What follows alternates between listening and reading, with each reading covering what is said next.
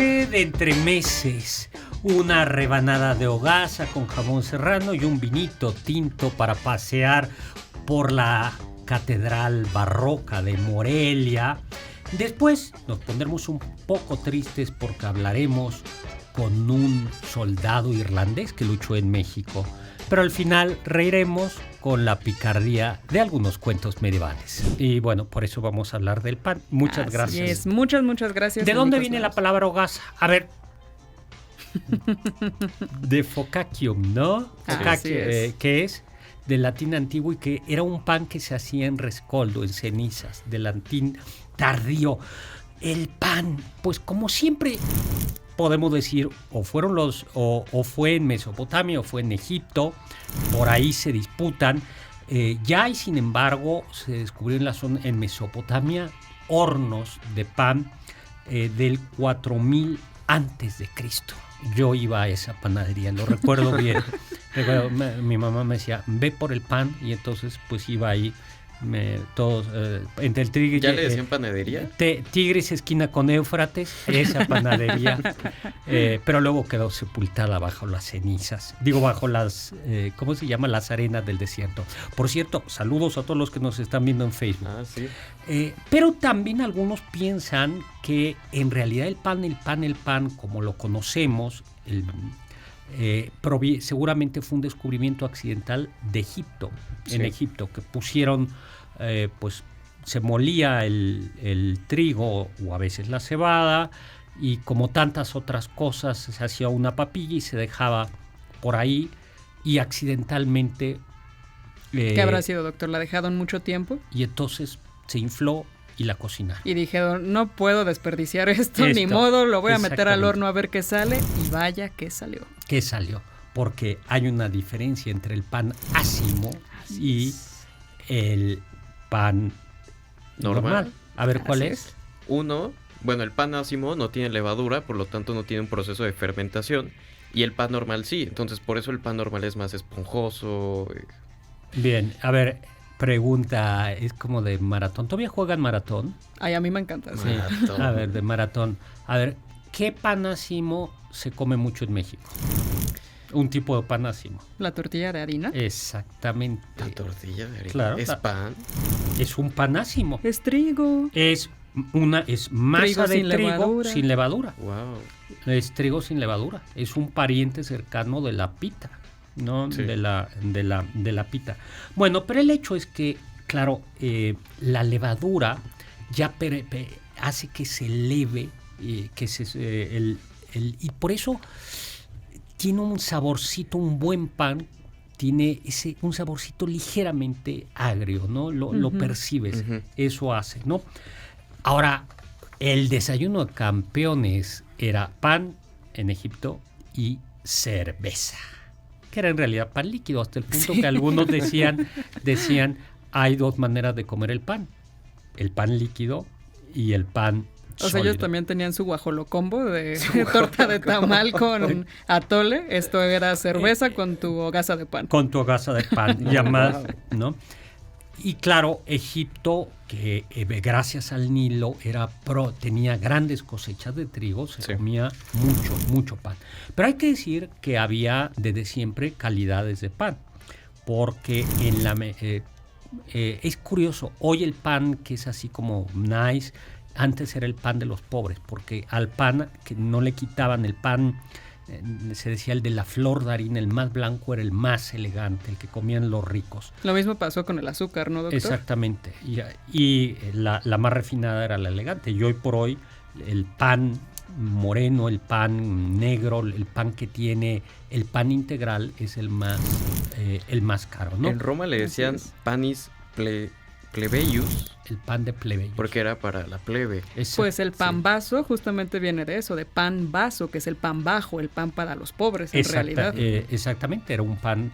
Los griegos seguramente se lo copiaron a los egipcios, pero ya sabemos que los griegos sabemos que... ellos ya experimentaron más con el pan, ¿no? Pues ya tenían todo descubierto, entonces claro. Camino libre. No, entonces por un lado más ingredientes, especias, figurillas, miel, aceite, el aceite de olivo, frutos secos, y bueno, pues Todavía no tenemos propiamente la pastelería como la tenemos hoy, pero bueno, comenzaron ya a experimentar con todos estos panes. A ver, pero no hemos hablado de cómo te gusta, a ver, el pan.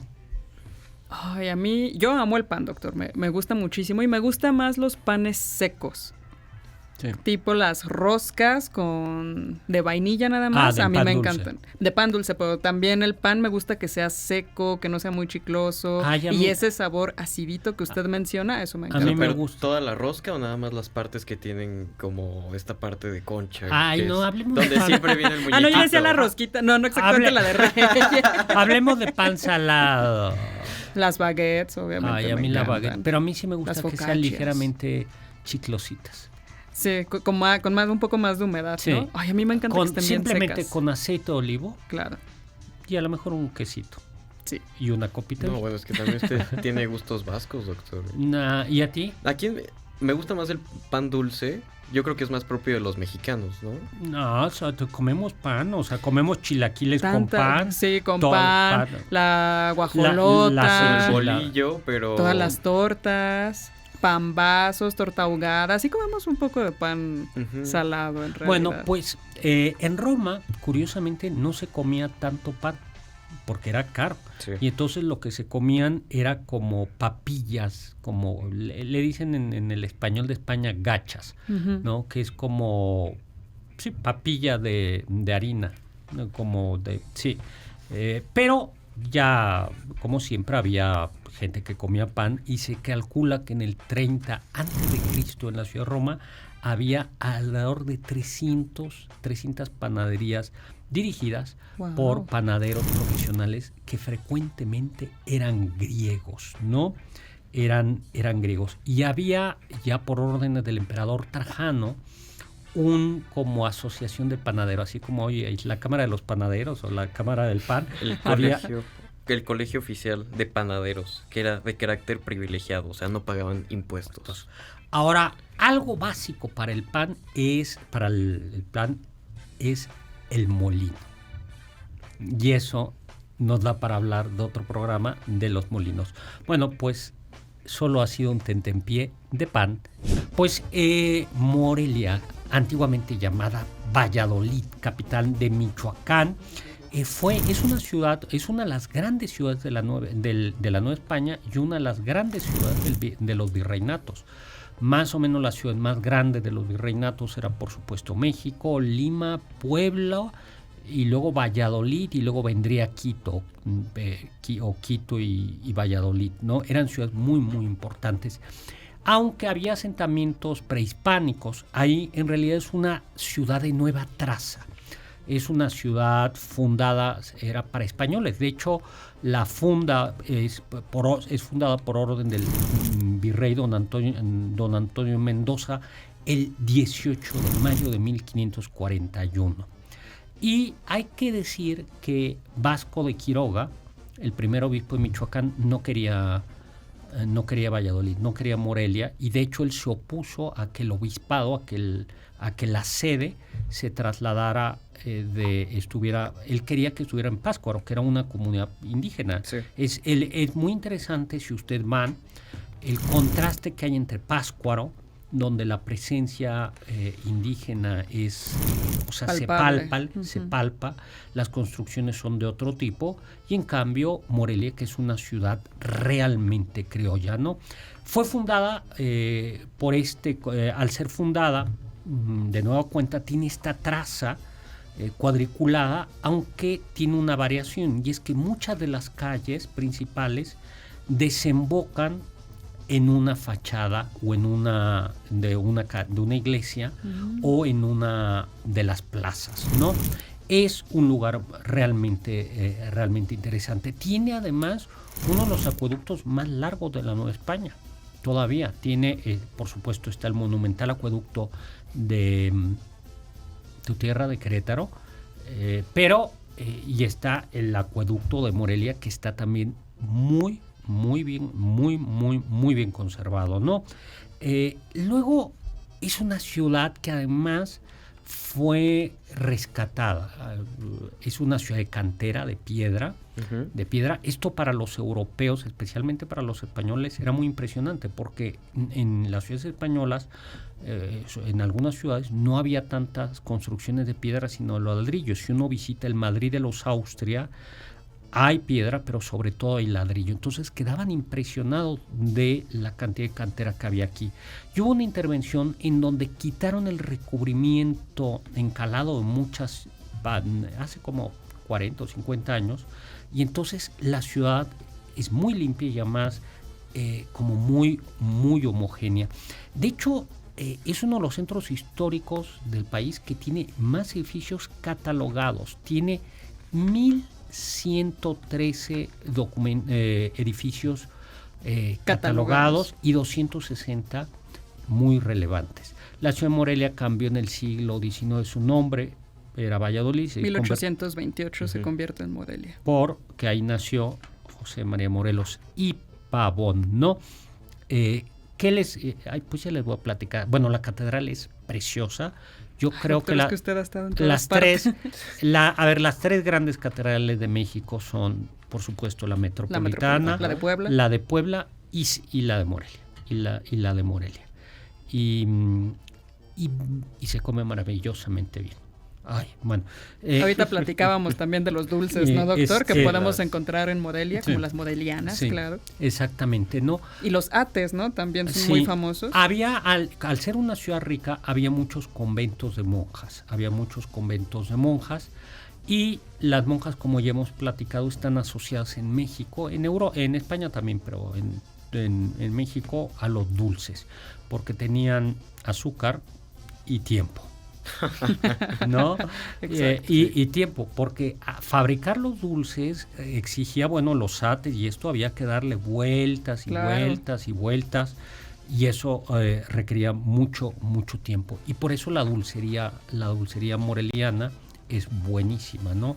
Están estos dulces de leche, pues las morelianas, ¿no? Las cajetas, los ates. Si ustedes visitan la calle principal de Morelia, se llamaba la calle Real, y calle Real en honor a que era un camino real, es decir, un camino del rey.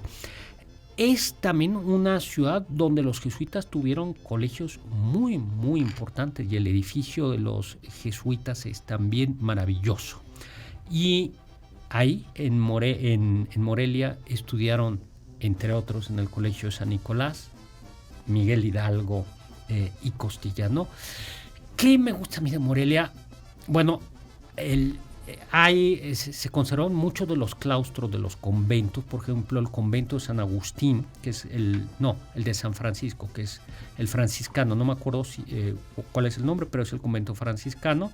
Es verdaderamente, o es agustino, no, es el franciscano, es precioso, ¿no? Es precioso, y hay una venta de artesanías, y esto tiene que ver con la calidad de la artesanía de Michoacán. Tiene que ver, le preguntamos a alguien, Carla, por qué hay una calidad, porque hay... Está bien, doctor. ¿Sí le preguntamos? No. Sí. No. Igual está fácil. ¿Por qué las artesanías de Michoacán son tan variadas, tan hermosas, tan extraordinarias? Confluyen, hay dos motivos. Uy, no, pues lo único que se me viene a la mente es... las técnicas prehispánicas, en efecto. Técnicas prehispánicas con técnicas españolas. Eso. Ya ves. Y que justo Tata Vasco, ¿cómo se llama? Vasco de Quiroga. Vasco de Quiroga fundó estos, aunque ya hablaremos en otros momentos, los llamados pueblos hospitales, y propició el uso, las artesanías, ¿no? Por ejemplo, la tradición de lacas prehispánica fue perfeccionada por técnicas toledanas, ¿no? Por ejemplo, si ustedes ven la laca negra con dorados, o la laca negra original de Michoacán lleva oro, pues es una interpretación, es una técnica de laca prehispánica con el damasquinado toledano, ¿no? Entonces, bueno, ese es un espacio precioso. Maximiliano pasó por ahí, Maximiliano de Habsburgo pasó por ahí. ¿Y fue de vacaciones, doctor, nada más? Pues es su viaje, es uno de sus viajes por otras partes de la República para conocer el imperio, y quedó muy bien impresionado de esas zonas. Si mal no recuerdo, también Iturbide nació en Morelia, ¿no? A mí me encanta la plaza mayor de Morelia. Está con la catedral, el palacio, un teatro del 19 me parece, y tiene una serie de restaurantes. Uno de los platos típicos que ya habíamos platicado son esta variación de las enchiladas morelianas, que son también enchiladas queretanas, potosinas. No, potosinas no. Son morelianas, guanajuatenses y queretanas. Y que vas al mercado, está al lado de San Agustín, y entonces están los puestitos y están ahí las fritangueras con ¡ay, qué rico! ¿Y cuándo fue la última vez que fue, doctor? Antes de la pandemia. Yo espero ir pronto. Y desayuno. Que vayamos pronto. Vayamos pronto. A ti que te gusta el chocolate, pan dulce, el chocolate moreliano es muy, muy bueno, batido también. Ese es de leche, no de agua. Y se pueden desayunar unos tamalitos que se llaman uchepos. Son unos tamalitos de maíz tierno. Le puedes poner crema o así, de desayuno. ¿A eso sí les puedes poner crema? A eso sí. ¿Sí? A eso sí está permitido, porque la gente ahí les pone crema.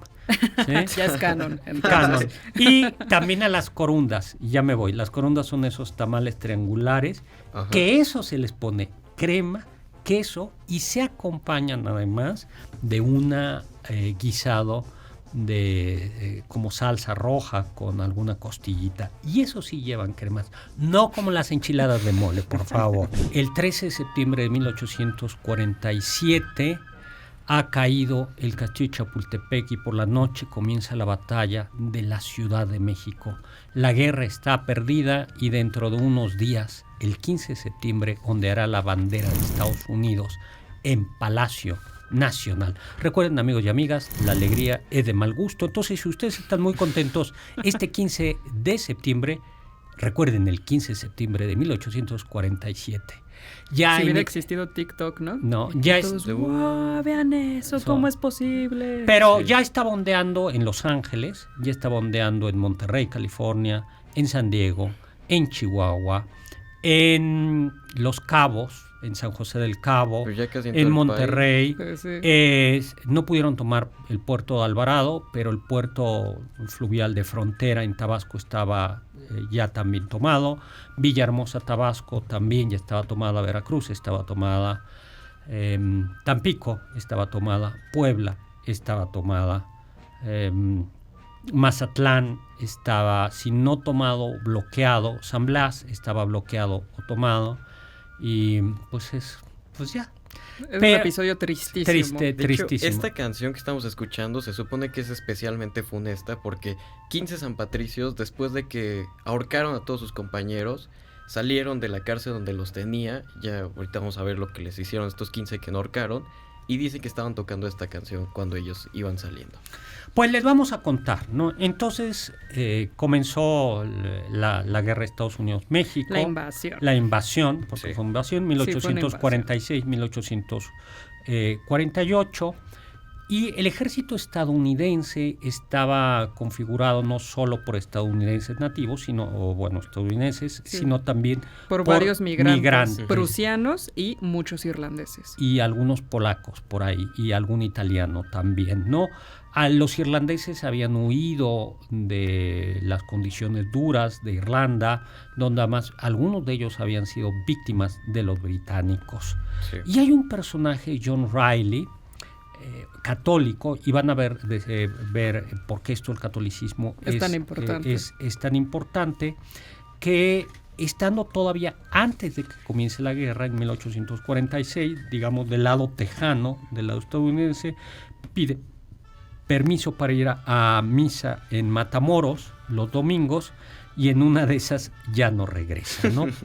¿Qué pasó, no? Cuando comienza la guerra, cuando comienza la invasión, por un lado, el ejército, el México propicia, le ofrece a algunos soldados, porque se sabía que había soldados católicos, especialmente irlandeses, pero no solo, sino como tú dices, también alemanes, que se sentían maltratados por el hecho de ser católicos. Claro. Esto no hay que olvidarlo, ¿no? Se nos olvida, por ejemplo, que el Ku Klux Klan perseguía originalmente a mexicanos también, negros, judíos y católicos, ¿no? Y judíos y católicos. Entonces, por un lado, el gobierno mexicano les dice, pásense.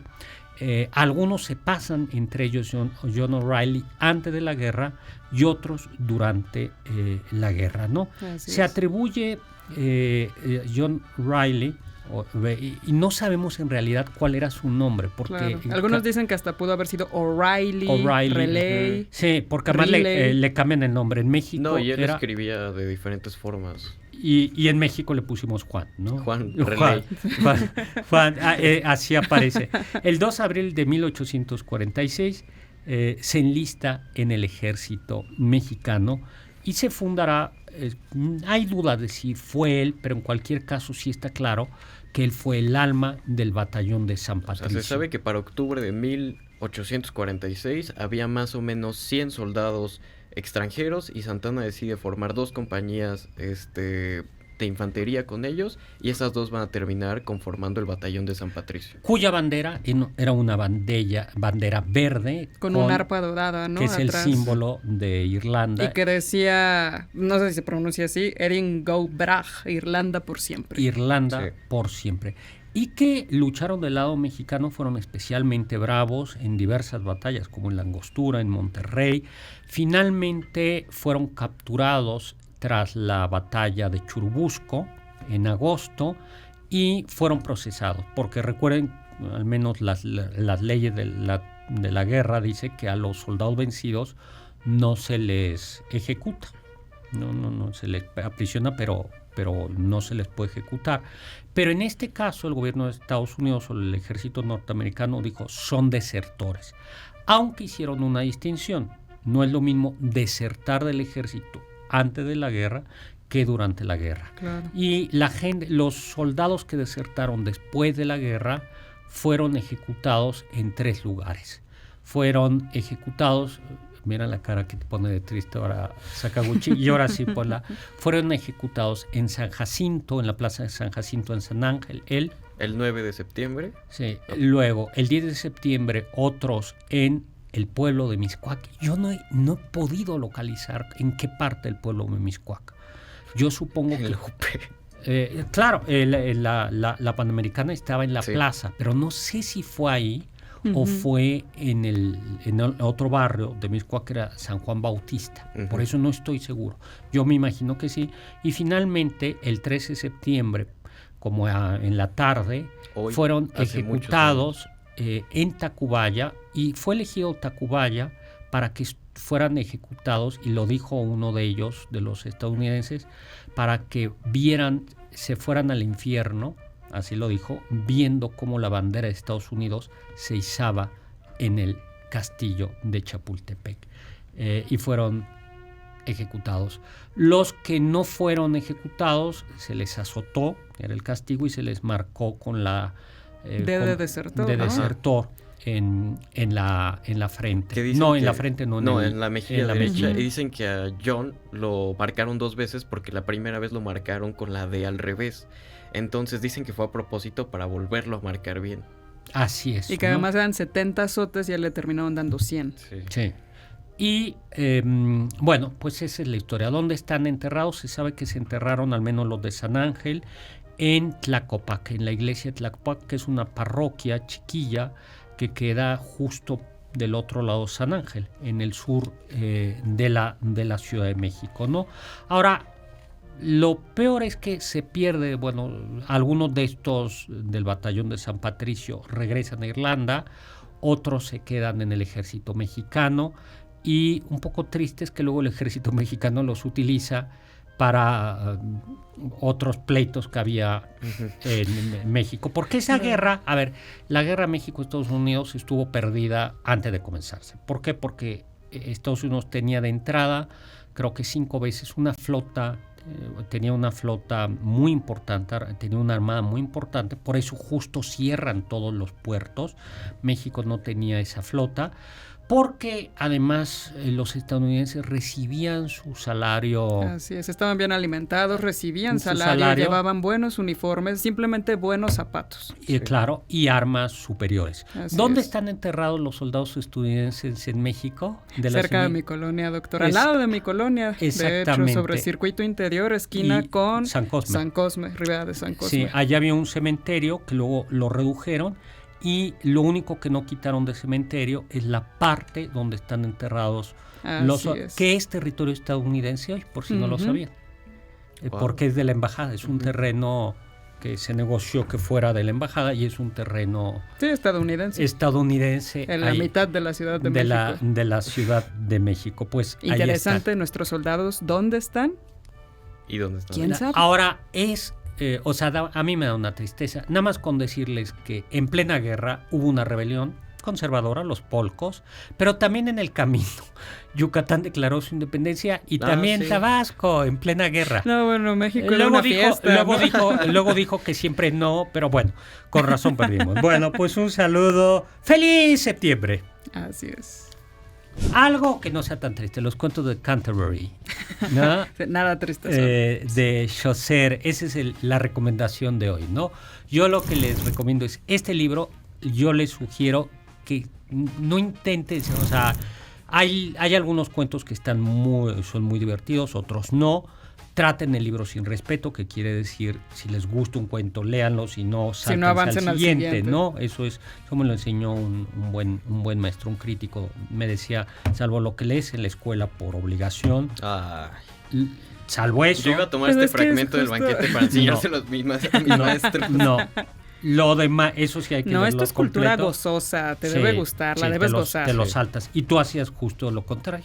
Lo académico, esto ya no me gustó. El Don Zagal dice que no lo leamos todo. No me descontextualizas. ¿Quién fue Chaucer? Y si me da tiempo les narro el cuento del bulero. Cuento, a ver, pero platiquen. ¿Quién fue Chaucer? 1387, 1400 más o menos, ¿no? Son 24 cuentos que se sitúan al final de la Edad Media, ¿no? Están escritos en inglés, no es la primera obra escrita en inglés, pero es importante. No, pero es importante porque es de las primeras obras donde se olvida ya el latín y entonces se utiliza el inglés popular que se hablaba en ese entonces. Exactamente, siendo Chaucer un hombre culto, porque hablaba muchos idiomas, Chaucer, ¿no? Quien había sido paje y había servido a 3 reyes ingleses, ¿no? Uh-huh. ¿Y cuál es el contexto de los cuentos?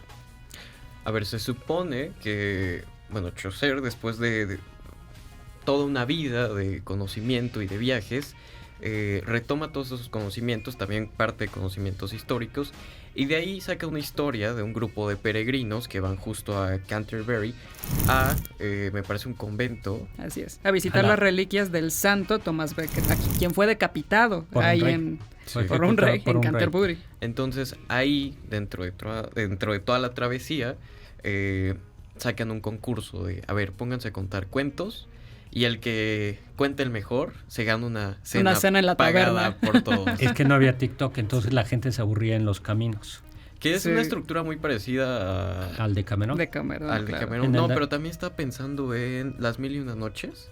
Sí, pero ahí el que cuente el mejor cuento se salva, ¿no? Sí, aquí te ganas una buena cena de regreso a Londres. A ver, van caminando y pues no había celulares y entonces... Claro. Nada más lo interesante es que es un grupo, me parece que son 29 personas de diferentes estratos sociales, entonces lo interesante es ver qué cuenta cada quien. Está desde el caballero, una monja, su asistente y gente de la clase baja. Entonces lo interesante es ver cómo no tan armonioso grupo crea los cuentos de Canterbury. Algunos de ellos son pícaros, tienen... Esos son los mejores, obviamente. Sí, son. Y les cuento uno. El cuento del bulero. El bulero era el que vendía bulas o el que se encargaba de las bulas. ¿Bulas que eran como collares? No. A ver, yo... Es que conozco las bulas papales, conozco unas bulas que eran como collares. El cuento del bulero es, van son 3 ladrones, 3 jóvenes que tienen fama de ladrones, y estos 3 se encuentran de repente, no solo tienen fama de ladrones, son ladrones, y en el campo, en el bosque, se encuentran accidentalmente un tesoro. ¡Oh, maravilla! Dicen, ya somos ricos, pero dicen, claro, el problema que tenemos es que nadie nos va a creer que nos encontramos el dinero, sino van a decir que nos lo robamos. Sí. Entonces lo que deciden es, bueno, vamos a mover el dinero lentamente, por así decirlo, y lo que tenemos que hacer es que 2 de nosotros nos quedemos cuidando el dinero, otro se va a la aldea cercana por vituallas, para que nosotros nos quedemos mientras y ya podamos seguir un largo tiempo aquí, ¿no? Esa es como la idea. Y entonces se echan a las suertes y le dicen, te toca a ti. Y entonces va a comprar el pan, el vino y otras cosas. Y los otros 2 gandules dicen, ¿y por qué dividir el dinero? En 3 y puede ser en 2. Exactamente. Y entonces cuando llegan, el otro llega con su canasta de vino, sus hogazas, todo, lo matan. Ok. ¿Y en qué termina el cuento? A ver, Oscar, tú ya sabes, ya ¿no, me lo sé. ¿De 2 se divide en 1? No. Llega el tercero con toda esta comida, con el vinito, y lo matan. Lo matan y dicen, están felices. Pues vamos a echarnos nuestro trago. Sí, vamos a celebrar que va a ser micha y micha, un poquito de vino. ¿Y en qué termina ¿Y en qué termina? ¿Se matan? No. A ver, los 2 matan al que llega con las provisiones. Y celebran con esas mismas provisiones. Con esas provisiones celebran. ¿Se quedan sin provisiones? Bueno. Mira, el que regresó tenía la misma idea que ellos 2, envenenó las provisiones y entonces se mueren todos. No, pues yo también me hubiera muerto. Sí. Y es un cuento clásico, es un cuento con una gran enseñanza, porque muestra cómo cuando todos buscan el daño de otro, nadie sale ganando. Nadie sale ganando, ¿no? Nadie sale. Una banda de ladrones donde no hay respeto entre ellos siempre cae. Exactamente. No, bueno. No, pero es que por eso sobreviven las organizaciones criminales. Es que justo es eso. Si no hay justicia, ni siquiera entre ladrones no puede sobrevivir una banda criminal. Exactamente. Eso dice Platón. Exactamente. ¿No, en serio? Sí. Incluso los más criminales, para sobrevivir necesitan un mínimo de justicia. Mínimo. De respeto y jerarquía. Porque en el momento en el que se rompe ese mínimo de justicia, ese pacto, pasa esto. Todo mundo se mata. Exactamente. ¿No? Y justo lo que sucede con algunas organizaciones criminales famosas de Europa es que son tan compactos y hay unas ciertas reglas que hace que no sean fáciles de vulnerar. Se ayudan entre ellos, se cumplen, es decir, se dedican a robar a los otros, pero entre ellos... Como las mafias, se respetan. Exactamente. Hay códigos de conducta entre ellos. Sí, y es Platón y es Canterbury. Ese es uno de los cuentos que a mí me parece. Pero que además es toda esta Europa... Doctor, pero entonces ya había terminado la peste negra para cuando... Sí. Ya cuando se escriben, ya terminó la peste negra y está anunciando el renacimiento. Y eso se ve, esto se ve porque si hay un optimismo, es una están estos cuentos, pero se respira en los cuentos un optimismo y que está anunciando ya el renacimiento, que está anunciando el renacimiento, ¿no? Y bueno, ya se nos acabó el tiempo. Pues muchísimas gracias, espero que les haya gustado. Muchísimas gracias, Carla Aguilar, Oscar Sakaguchi. Gracias en cápsulas a Carmen Cruz Larios, Héctor Tapia, Ingeniero Zavala, muchísimas gracias en controles. Y en video a Nelson Albornoz, muchísimas gracias a ustedes y muchísimas gracias a Kant que nos dijo Sapere Aude, atrévete a saber.